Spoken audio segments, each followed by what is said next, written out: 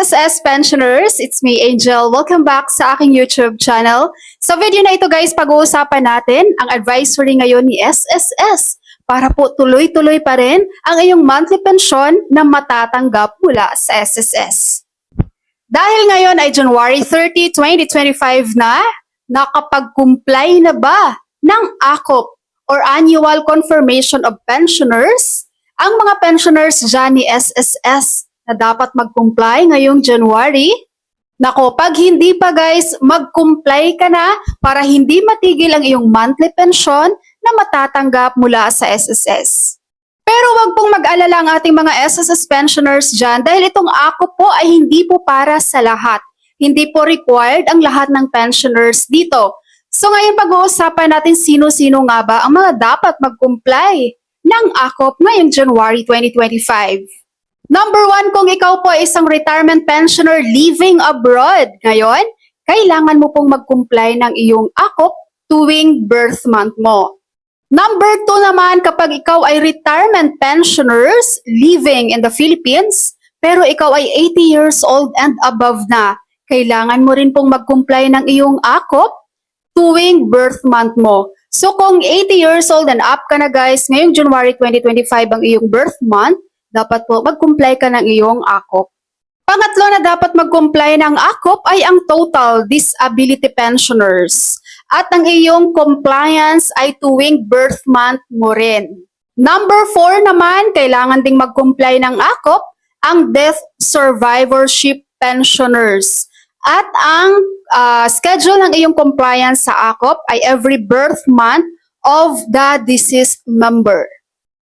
At ang panglima naman guys, ang ating panghuli ay kailangan nyo ring mag-comply ng ACOP ang mga dependent children under guardianship dyan. At ang schedule ng iyong compliance ay every birth month of the deceased member.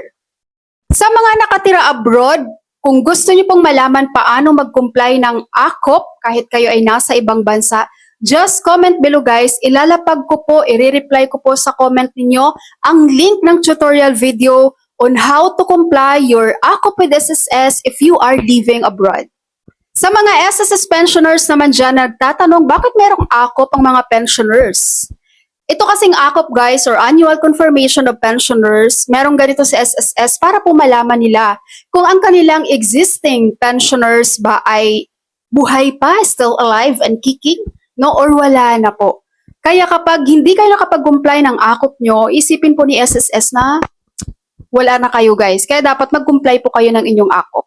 May mga pensioners na po tayo ha na na-stop po ang kanilang monthly pension hanggat hindi sila nakapag-comply ng kanilang ACOP. Kaya kung gusto nyo guys ng tuloy-tuloy at walang maging problema dyan sa inyong monthly pension with SSS, sundin nyo na lang kung anong policy. Pag alam nyo sa sarili nyong required na kayo for the ACOP this January 2025, mag-comply na po agad kayo ng inyong ACOP. You have a lot of choices naman guys kung paano kayo mag-comply ng inyong ACOP. Pwede kayo mag-over-the-counter with SSS, pwede kayong through email, pwedeng video conference, no, gagawin nila yan via MS Teams or Viber, or kaya naman ACOP sa pamamagitan ng representative or your authorized person. So para doon sa mga living in the Philippines guys, 80 years old and above, kung gusto niyo pong malaman paano mag-comply ng ACOP, meron din po akong tutorial video niyan. I-comment niyo lang guys para i-reply ko po sa comment niyo ang link po ng video at mapanood niyo po. Alright, SSS pensioners, that's all for my video for today. Thank you so much for watching everyone and God bless you all.